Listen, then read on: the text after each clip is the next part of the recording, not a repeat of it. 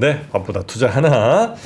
이번 시간에는 지금 트럼프가 전 세계로 보내고 있는 이 서한들 어떻게 좀 해석하는 게 좋을지 뭐 그걸 알아야 일단 우리도 그렇죠. 대비를 좀 할 테니까요. 네. 그 이야기 함께 나눠주실 트럼프 청구서란 책이 있는데 그 책의 저자시기도 하고요.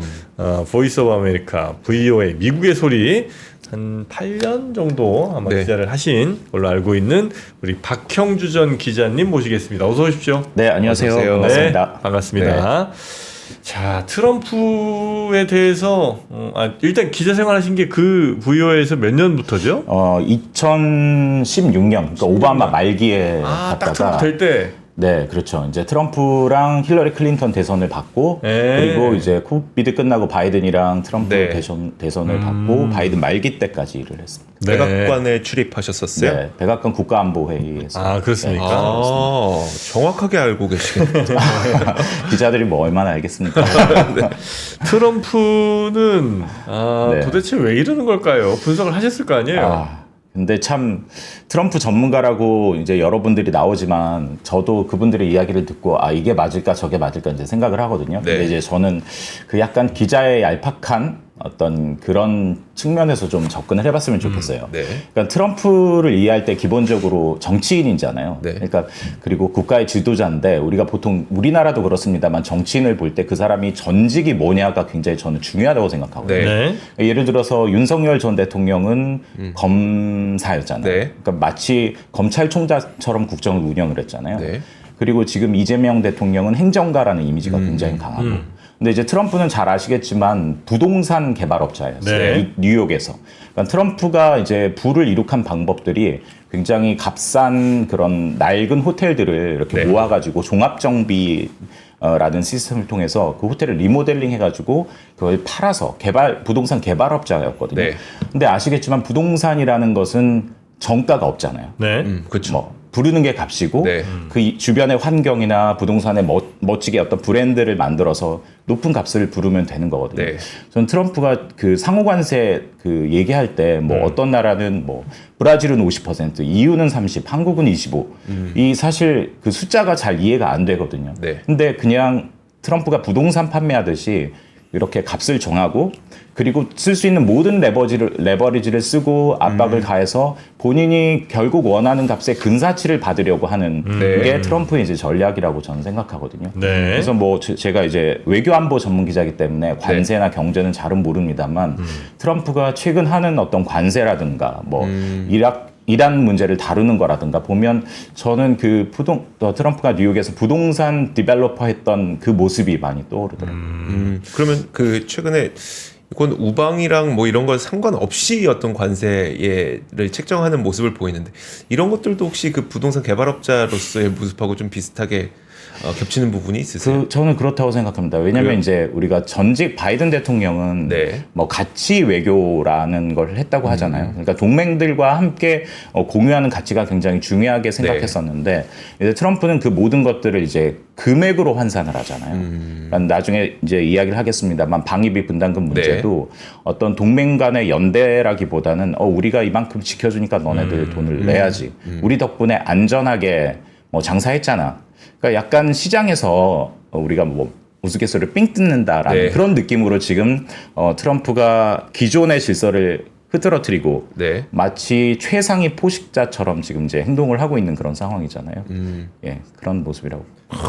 그 뭐 트럼프가 그런 비즈니스 특히나 이제 부동산 디벨롭을 하면서 뭐 이런저런 전략들 쓰고 한 걸 이제 우리도 그 정도까지는 뭐 그럴 수도 있겠다 이제 생각을 하고는 있는데 한 나라의 대통령으로서 특히 이제 전 세계에서 가장 영향력 큰 나라의 대통령으로서 전 세계 전략을 할 때는 그래도 부동산 팔 때처럼 할 수는 없을 거 아니에요. 그러면 안 되는 거잖아요. 그래서 이제 주변이든 아니면 미국의 민주당이든 이렇게 혹은 뭐 공화당 내에서도 그렇게 하면 안 된다는 얘기를 분명히 할 것 같은데 전략이 아주 없지는 않은 것 같아요. 그러니까 주변에 보면 뭐 그 재무장관이라든가 뭐 무역대표부 대표라든가 굉장히 전략가들이 많이 있잖아요. 그렇기 때문에 큰 그림을 보고 움직이는 것 같기는 한데 그러니까 바이든 대통령 같은 경우는 그 전략가들과 참모들이 짜놓은 그런 틀 안에서 움직인다면 트럼프는 그 틀을 좀 벗어나서 움직여 보려고 하는 것 같아요. 그러니까 예를 들면 그 이란 공격하는 것도 네. 사실 많은 사람들이 이란을 과연 공격할까라고 이제 얘기를 했지만은 트럼프는 공격을 했잖아요. 네. 그래서 공격을 하면서 트럼프의 생각은 그거였었던 것 같아요. 아, 내가 이렇게 공격함으로써 내가 이란과 오바마보다 더 나은 딜을 하는데 도움이 되겠지. 약간 그런 생각을 하는 것 같고요. 그리고 이제 관세나 뭐 이런 것들이 뭐 많은 분들이 얘기를 하셨겠습니다만 네.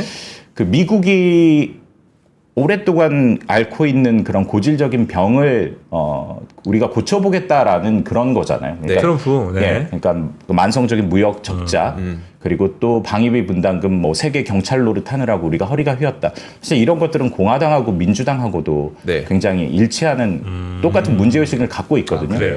그래서 이제 관세 문제도 사실 제가 최근에 미국의 어떤 경제 전문 매체나 뭐 CNN 이런 거 보면은 이 관세가 정말 효과가 있을까에 대해서 그 굉장히 많이 그 찬반 양론이 네네. 뜨거운 것 같아요. 예를 들면 사실 트럼프가 관세를 통해서 하겠다라는 것은 뭐 그 어떤 세금을 더 걷겠다라는 뜻도 있지만 네. 제조업을 부흥시켜 보겠다. 그리고 각 나라와 사이에 있는 여러 가지 비관세 장벽들도 해결해 보겠다. 뭐 이런 취지를 가지고 있잖아요. 네. 그런데 이제 트럼프가 이렇게 하는 게 과연 제조업이 회복될까? 이런 부분에 대해서 사실 미국 뭐 공화당도 그렇고 민주당도 그렇고 제조업을 회복하고 싶어 하기는 하거든요. 네. 네. 그래서 될지도 몰라, 될 수도 있겠어. 이런 이야기들을 사실 하고 있더라고요. 바깥에서는 그 관세를 맞는 그 동맹국의 입장에서는 굉장히 발등에 불이지만 미국 내에서는 어쩌면 효과가 있을지도 몰라. 이런 얘기들이 사실 나오고 있거든요. 그거는 네. 과거 중국과 관세 전쟁을 벌였을 때를 보면 좀 알 수 있을 것 같아요. 왜냐하면 트럼프 일기 때 본격적으로 중국하고 관세 전쟁을 벌였잖아요. 네. 그리고 이제 정권이 바이든으로 넘어갔거든요. 근데 바이든이 트럼프가 중국에서 부과했던 관세 장벽을 비롯해서 여러 가지 기술 통제 하나도 제거하지 않았어요. 네. 그러면서 오히려 트럼프의 모든 것을 반대하지만 트럼프가 중국에 세게 했던 거는 우리 국가 이익에 도움이 됐다. 라고 얘기를 하고 있거든요. 근데 지금 다만 그거를 이제 2기 때는 중국뿐만 아니라 동맹국에도 조금 이렇게 넓혀가고 있는 네. 거잖아요, 전선을. 그래서 이게 어떻게 결과가 나올지는 좀 지켜봐야 될 것 같습니다. 네. 자, 그러면 이제 우리에게 곧 서한이 이제 몇 프로짜리가 올까? 근데 대충 그냥 예상하기로는 한 30% 이쪽 저쪽 아닐까 하는 생각이 좀 들긴 하거든요. 근데 그게 협상용 서한일지 아니면 진짜 그냥 그렇게 하겠다는 얘기일지. 그 트럼프도 사실 모르고 저도 잘 모를 것 같은데 굳이 따지자면 저는 그리고 여기저기 나오는 뉴스를 보면 한국 같은 경우는 협상용일 게 좀 더 큰 것 같아요. 왜냐하면 네. 높은 관세를 부과했을 때 미국이 얻는 이익보다도 이 관세를 레버리지로 비관세 장벽들을 무역 장벽들을 해결하는 게 좀 약간 트럼프 입장에서는 더 이익이라고 생각하거든요. 네. 예를 들어서 우리나라에 여전히 있는 뭐 농산물 수입이라든가 네. 미국산 쇠고기의 수입 장벽들이 있잖아요. 이게 다 트럼프의 지역구에서 공화당의 지역구에서 나오는 어떤 농산물들이거든요. 네. 그러니까 그렇기 때문에 지금 그 삼성전자나 현대차 이런 데서 만드는 그런 제품에 높은 관세를 부과하는 것보다는 트럼프 입장에서는 비관세 장벽을 낮추고 그리고 또 이것과 동시에 지금 얘기하고 있는 방위비 분담금 있잖아요. 그걸 조금 더 세게 당기고 그러니까 나라마다 조금 다를 텐데 한국에 대해서 생각하고 있는 건 이런 방향이 아닐까 저는 생각을 하고 있습니다. 우리에게는 그게 이제 리얼 혹은 최종은 아닐 가능성이 좀 높은 네. 그런 상황을 이제 분석하고 계시는 것 같고요. 우리나라에게 미국이 원하는 게 뭐 우리는 이게 자동차 제조업 그 산단을 미국에 세워라. 네. 그리고 우리 미국에 LNG를 수입해 가라. 뭐 그다음에 그 우리가 너희에게 지불하고 있는 국방비와 관련된 그 군사 비용을 니네가 써라. 요 세 가지 정도가 좀 될 것 같긴 한데 그럼 그 중에서 이제 방위비 분담금 혹은 국방비 GDP 대비 몇 퍼센트 이런 것들이 바로 지난주까지만 해도 그래 우리도 사실 위쪽에 또 이제 그 하는 사람들도 있고 하니까 우리도 네. 좀 늘릴 용의가 있어라고 생각을 했지만 유럽 연합에서 그래요 저희 좋습니다 전체적으로 5% 올릴게요라고 했더니 와 뭐 좋아해놓고 그래도 너흰 30% 이러다 보니까 과연 그걸 협상하는 게 맞나? 과연 우리가 네. 방위비 먼저 내줘서 이제 저희가 잘해줄 거라 생각했는데 네. 막상 약속이나 혹은 뭐 그 전에 쭉 분위기랑 달리 그냥 일방적으로 또 30% 이렇게 이제 발표할 수 있잖아요. 근데 이제 뭐 북대서양 조약기구 나토가 5%, 실질적으로는 이제 국방비와 관련된 것을 3.5%, 그리고 제반 인프라까지 포함해서 1.5% 해가지고 이제 5%를 했는데, 이제 자세히 들여다보면 이 나토라는 집단 방위 체제의 그 5%를 목표로 정했지만 사실 나토 안에 개별 국가들과 또 협상을 할 거거든요. 네. 그 나라의 사정이 다르기 때문에 안보가 굉장히 발등에 부린 폴란드나 이런 경우는 그 방위비 분담금을 높이는 데 있어서 굉장히 적극적일 겁니다. 말 안 해도 높일 것 같은데요. 그렇죠. 근데 그 뒤에 있는 약간 스페인이라든가 이런 나라들은 사실 사회 보장 비용이 굉장히 높잖아요. 안보 비용보다. 안보에 대한 위기는 조금 낮고 대신에 사회 안보에 대한 비용은 굉장히 높은 나라인데 이 나라들이 방위비 분담금 올리면 곧장 세금으로 직결되는 거거든요. 네. 그러니까 그건 굉장히 이제 부담스러워할 거기 때문에 각 나라의 상황에 맞게 이렇게 크게 5%, 3.5% 얘기하지만 개별적으로 이제 협상을 할 거거든요. 근데 이제 우리나라는 이제 안보 환경이 좀 특수하잖아요. 방위비 분담금이 이제 주한미군 주둔하는 그 역할들이 있고 실질적인 위협이 있기 때문에 방위비 분담금은 당연히 이제 뭐 트럼프가 얘기하는 100억 달러까지는 모르겠지만 올리려고 할 텐데 그것보다 트럼프는 당장 돈을 더 받고 싶어 할 거고요. 그리고 트럼프 주변에 있는 참모들의 생각은 또 다를 거예요. 왜냐면은 정통적인 공화당의 참모들은 지금 관심이 있는 게 어떻게 하면 중국을 좀 군사적으로 많이 견제할까라는 그런 부분이었는데 그동안 한국 정부는 일본보다 굉장히 소극적이었어. 이런 생각을 가지고 있거든요. 그렇기 때문에 우리가 왜 우크라이나 전쟁 때 미국이 그런 얘기 많이 했잖아요. 한국이 좀 더 적극적인 역할을 해야 된다. 그것처럼 트럼프와 달리 또 트럼프 정부의 관리들은 우리 대통령이 지금 너네들한테 방위비 분담금 100억 달러 달려고 하는데 이거 사실 말이 안 되는 숫자잖아. 대신에 너네들이 우리랑 일본이랑 같이 대만을 지키기 위한 중국을 견제하기 위한 어떤 군사 협력이나 훈련 이런 거 좀 더 적극적으로 해보자. 이런 것들 사실 요구할 거고요. 이게 사실 한국 입장에서는 굉장히 부담이 되는. 방위비 분담금도 적은 숫자는 아닙니다만 그거는 이제 숫자로 만나면 되는 거거든요. 근데 이제 주한미군이라든가 한국군의 단순히 대북 위협이 아니라 중국 위협에 견제하는 그런 동맹에 참여하라는 것은 우리의 안보 전략을 조금 바꾸라는 얘기거든요. 그건 굉장히 큰 숙제죠. 사실 그게 좀 필요한 지금 그거에 대해서 좀 고민해야 되는 그런 시점이기도 하고요. 그 안보 관련해서는 방위비 분담금의 경우에는 사실 그게 그 돈이 미국으로 흘러가는 돈이 아니잖아요. 그러니까 주한 미군에게 니네 인건비를 더 주든 그러니까 뭐 그 막사를 더 짓든 해서 거기다 쓰라는 돈인데 요거는 사실 그러면은 방금 말씀하셨던 것처럼 트럼프는 돈을 더 받고 싶어 할 테니 요거는 그렇게 큰 그 뭐라 그럴까요? 그러니까 협상의 여지가 안 보여서 그래요. 메리트가 별로 없어 보여요? 메리트뿐만 아니라 입장에서. 명분도 없고 미국 입장에서도 요구를 해봐야 본인들이 가져가는 게 아니잖아요, 이게. 그런데 이게 있습니다. 그러니까 그 주한미군이 훈련을 하잖아요. 주한미군 뭐 훈련을 하고 뭐 B1B 이런 것들이 괌에서 전개되고, 그러니까 이런 것들이 이제 그러니까 한국의 안보를 지키기 위해서 훈련을 하지만 미군이 훈련을 해야 되잖아요. 훈련하는데 돈이 굉장히 많이 들거든요.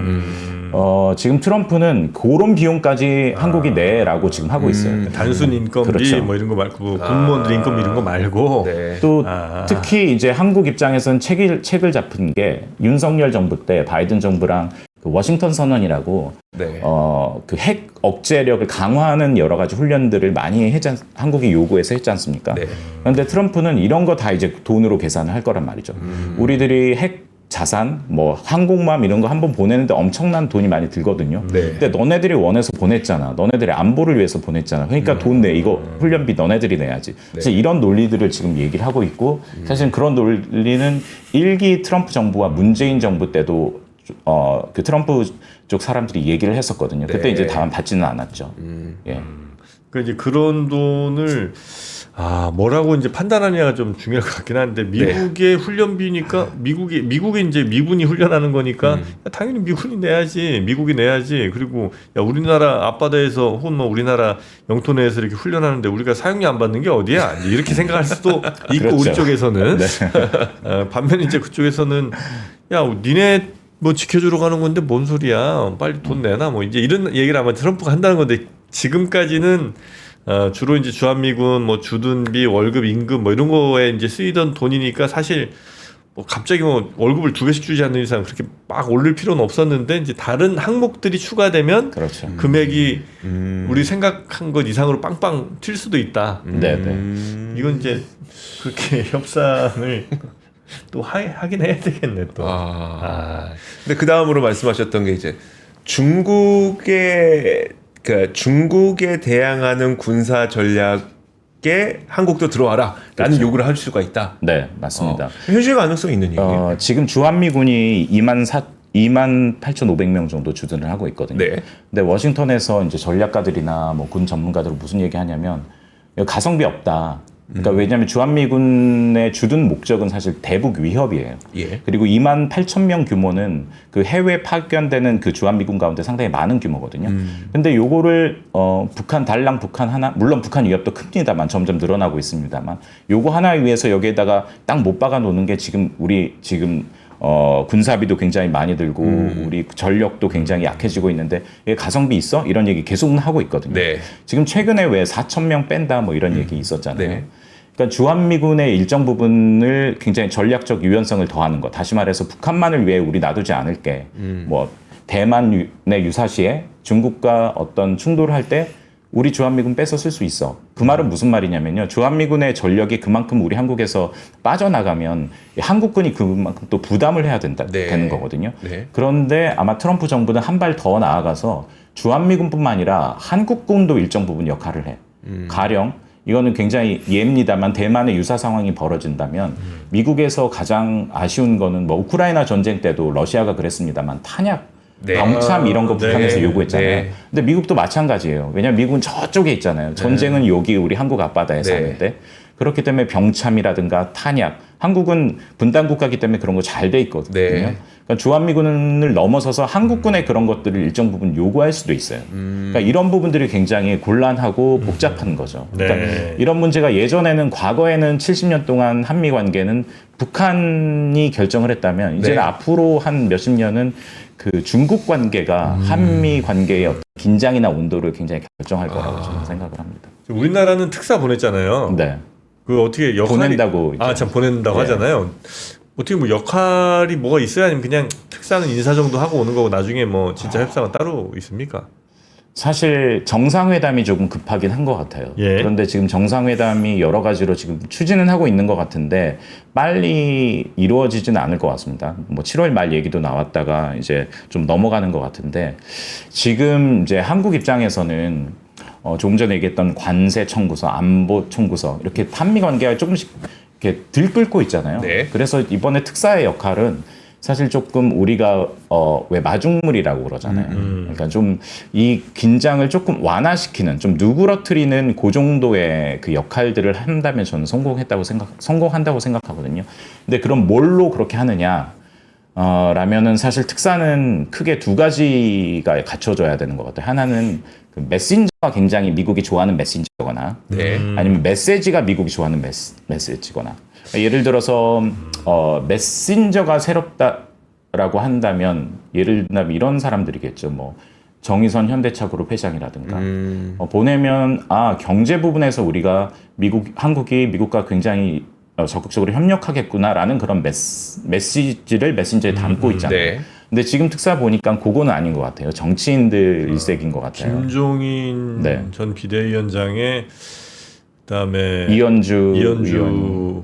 그 내부에서도 지금 이현주 의원이 그 이재명 대통령에게 김종인 위원장은 좀 그렇지 않느냐라는 그 문자를 보내는 게 공개가 됐다가 주말 동안에 또 그 뉴스가 또 사라지기도 했더라고요. 일단 네. 메신저는 그렇게 새롭지는 않은 것 같아요. 미국 네. 입장에서 보기에는. 네. 그렇다면 거기에 이제 메시지가 좀 뭔가 담겨야 되는데 그 어떤 메시지를 뭔가 준비하고는 있을 거라고 생각하는데 그거는 좀 저도 궁금하네요. 어떤 메시지를 담을지는. 네.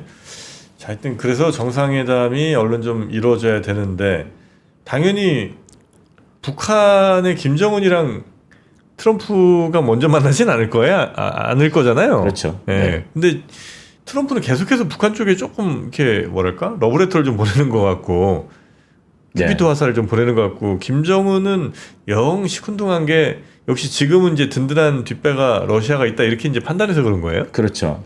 그러니까 사실 2018년 김정은이랑 지금 김정은이 달라요. 2018년 때는 사실 김정은이 국제 무대에서 왕따였잖아요. 네. 미중 갈등이 이렇게 심각하지도 않았고 그리고 러시아 전쟁이 발발하지도 않았고 그때까지만 해도 그 과거 60년 동안의 북한의 정책은 미국과의 관계 개선이었거든요. 그래서 핵무기도 만들었고 그런데 트럼프랑 뭔가 할 수 있을 것 같다고 생각을 해서 3번을 만났는데 하노이에서 이게 네. 깨졌잖아요. 그러면서 북한이 이제 완전히 돌아선 것처럼 조금씩 빌드업을 했거든요. 네. 그 결정적인 게 러시아 우크라이나 전쟁이었죠. 좀 더 지켜봐야 되겠지만은 김정은이 약간 대외 전략을 완전히 수정한 것 아닌가라는 그런 생각이 들어요. 왜냐하면 김정은이 미국을 통해서 얻고자 했던 것은 제재 해제였거든요. 네. 그런데 일단 체제 보장 문제는 러시아랑 사실상 동맹을 복원을 했잖아요. 그렇기 때문에 어느 정도 됐다라고 생각을 하는 것 같아요. 그리고 제재 문제는 사실 제재 키는 중국이 지고 있거든요. 네. 근데 2018년까지만 해도 중국이 제재를 굉장히 잘하는 신용을 했어요. 그런데 미국하고 중국하고 사이가 안 좋아지면서 중국 시진핑은 지금 미국이 원하는 그 어떤 것도 안 들어주겠다라는 그런 마음을 가지고 있어요. 네. 그러니까 북한 문제도 미국이 원하는 방식으로 해결하지 않을 거야라는 그런 생각을 가지고 있기 때문에 지금 제재도 굉장히 느슨해지고 있잖아요. 그래서 지금 김정은 입장에서는 급할 게 없는 그런 상황입니다. 사실 김정은이 원하는 건 파키스탄처럼 되는 거거든요. 파키스탄?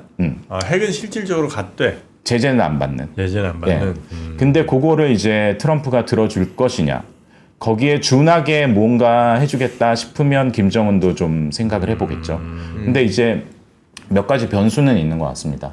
그러니까 트럼프 마음대로 되고 있지는 않지만 러시아랑 우크라이나 전쟁을 이제 끝내겠다고 하잖아요. 네. 그래서 이제 전쟁이 끝나면 종식이 된다면 사실 러시아 입장에서는 그 북한의 필요가 예전만큼은 아닐 거거든요. 그러면 이제 김정은도 좀 계산을 해보겠죠. 내가 러시아에 올인하기는 어렵구나. 근데 지금은 트럼프는 뭔가 사인은 계속 보내고 있는데 북한은 과거에 어떤 굴욕이 아픔이 있기 때문에 확실하지 않는 한 이걸 잡지 않겠다라는 그런 자세인 것 같은데 김정은이 트럼프를 만날 거다라는 그 시그널은 뭘로 알 수 있냐면 지금 중국하고는 형식적인 관계만을 유지하고 있거든요. 네. 근데 시진핑을 만난다, 고위급 지도자 간의 왕래가 갑자기 생긴다 그러면 이제 트럼프 만나볼까라는 생각을 하고 있다라고 저희들이 보면 될 것 같습니다. 사실 일기 때도 그랬거든요. 네. 우리나라가 역할이 좀 있어요. 예를 들면 북한을 만난다, 혹은 뭐 중국을 만난다 할 때도 뭐 예전에는 뭐 우리가 뭐 균형자 뭐 이러면서 이제 우리의 뭐 주체적 역할이 필요하다 뭐 이런 얘기를 많이 했었잖아요. 네. 근데 진짜 우리나라가 그 미국과 중국 사이에서 혹은 뭐 미국, 일본 혹은 미국과 북한 사이에서 뭘 할 만한 여건은 되는 상황이 아니면 사실 뭐 희망에 불과하고 그건 좀 어렵습니까? 현실적으로. 지금은 어렵다고 봐야 돼요. 아, 그래요? 2018년은 그 없는 살림에서 문재인 정부가 좀 만들어냈죠. 그 일단은 트럼프도 김정은을 만나고 싶어 했고 네. 김정은도 트럼프를 만나고 싶어 했는데 그 둘을 연결시키는 역할은 그때 당시 한국이 거기까지는 할 능력이 있었던 것 같아요. 네. 근데 지금은 사실 김정은 입장에서 가장 말을 들을 사람은 푸틴일 거거든요. 네. 근데 윤석열 정부 때 러시아의 관계 없어졌잖아요. 네. 한국과 러시아의 관계. 그러니까 한국 입장에서 그리고 또 지금 북한하고 통신선도 완전히 차단돼 가지고 네. 북한 하고 뭐 또 없는 상황이잖아요. 그리고 무엇보다도 달라진 게 지금 트럼프와 김정은은 직거래가 가능해요. 굳이 중간자를 통하지 않고 왜냐하면 3번이나 만났고 관계가 형성이 됐잖아요. 네. 그렇기 때문에 한국이 필요 없는 거예요. 그걸 이재명 정부도 알고 있다고 저는 생각을 하고 있고 좀 약간 전략을 수정한 거 아닌가 싶은데 그러니까 과거에는 남북 관계의 진전이 북미 회담, 북미 관계를 끌어오는 그런 네. 방식이었거든요. 2018년에. 네. 근데 지금은 반대도 괜찮다라고 생각을 하는 것 같습니다. 이재명 정부 외교 기치가 실용국익 외교잖아요. 네. 그러니까 그래 우리 지금 레버리지가 없으니까 북미 관계 먼저 좀 손잡고 개선해봐. 그러면 그 어떤 그 동력으로 우리가 남북 관계도 좀 개선해 볼게. 약간 이런 포지션으로 이런 방향으로 좀 움직이지 않을까. 그리고 그 방향도 결코 전 나쁘지는 않다고 생각합니다. 네네네. 뭐 우리가 뭐 상황에 따라 역할도 분명히 달라질 수 있는 거고, 그렇죠. 예, 우리의 범위도 좀 뭐 때에 따라서 뭐 늘어나거나 줄어들 수 있는 거니까 네. 뭐 그거는 그때그때 상황에 맞게 잘 적응해 나가면 될 것 같고요. 오늘 이 트럼프의 뭐 관세 서한 보내는 거 그리고 중국이나 북한과의 어떤 관계를 지금 트럼프가 추구하고 있는지 네. 등등도 간략하게 좀 여쭤봤는데 역시 미국의 소리 바로 저희가 다이렉트로 들으니까 확실히 좀 달랐습니다. 잘 들립니다. 고맙습니다. 네. 종종 앞으로도 뭐 네. 트럼프와 관련된 혹은 미국의 정책이나 뭐 안보 등등과 관련된 이야기들 한 번씩 이렇게 오셔서 좀 네. 풀어주시면 대단히 좋겠다 생각이 좀 듭니다. 고맙습니다. 네. 네. 자 그러면 오늘 우리 작가님이라고 할까요? 아니면 저 저 작가님이 좋습니다. 좋습니까? 네, 박형주 작가님과 함께 박형주 작가님의 책은 참 아까 잠깐 말씀드렸습니다만 트럼프 청구서, 네, 트럼프 빌, 트럼프 청구서. 네, 자 박형주 전 저 작가님과 함께했고요. 다음 기회에 또 뵙겠습니다. 고맙습니다. 네, 감사합니다. 감사합니다. 네, 자 이제 저희는 마무리를 하고 네. 오프닝 벨 라이브로 넘어가야 될 텐데 그 전에 요거 하나 좀 알려드리겠습니다. 그 앙트러프 러너십이라고 이게 혁신과 정신, 뭐 기업가 정신 이런 네. 뜻이잖아요. 네, 그런 것들을 혼자만 너무 이렇게 고생하지 마시고 같이 고민하고 있는 다른 뭐 창업한 분들 혹은 먼저 창업해서 꽤 괜찮은 길을 가신 분들과 이렇게 네트워크 하시면서 그 기업가 정신, 창업가 정신 또 이런 어려운 상황에서 어떻게 극복을 해야 되는지 이런 거 하나하나 좀 배워가시면 어떨까 싶습니다. 앙트러프 러너십 칼리지 요거 저희가 또 좋은 자리 마련했으니까요. 네. 혹시 시간이 되시는 창업자분들 아니면 어느 정도 올라온 것 같은데 여기서 좀 더 점프업을 어떻게 해야 되나? 그거 되게 많이 고민하시더라고요. 그쵸. 네, 그러니까 예를 들어 어떤 기업은 200억까지, 어떤 기업은 500억까지는 잘 올라간대요. 근데 그 이상 넘어가는 게 되게 힘들다고 하더라고요. 네네. 이게 뭔가 허들이 존재한다고 하더라고요. 그래서 결국 사업으로 성공하고 더 추가적인 성장을 하기 위해서는 그러면 막 1000억까지 가신 분들은 뭘 해서 그 허들을 넘었는지 이런 걸 알아야 되잖아요. 그래서 아정당, 더스윙, 캐시워크, 리튼, 리멤버, 티오더 요거를 이제 성공적으로 이끌고 계시는 그 기업가 분들하고 서로 이 얘기를 나눌 수 있는 그런 시간을 마련했습니다. 네, 그것도 한번 꼭 눌러서 확인해 보시고요. 특히 이제 창업하신 분들 네. 한번 관심 있게 보시면 좋겠습니다. 자, 그럼 저희는 내일 뵙겠습니다. 함께 해주신 여러분 고맙습니다.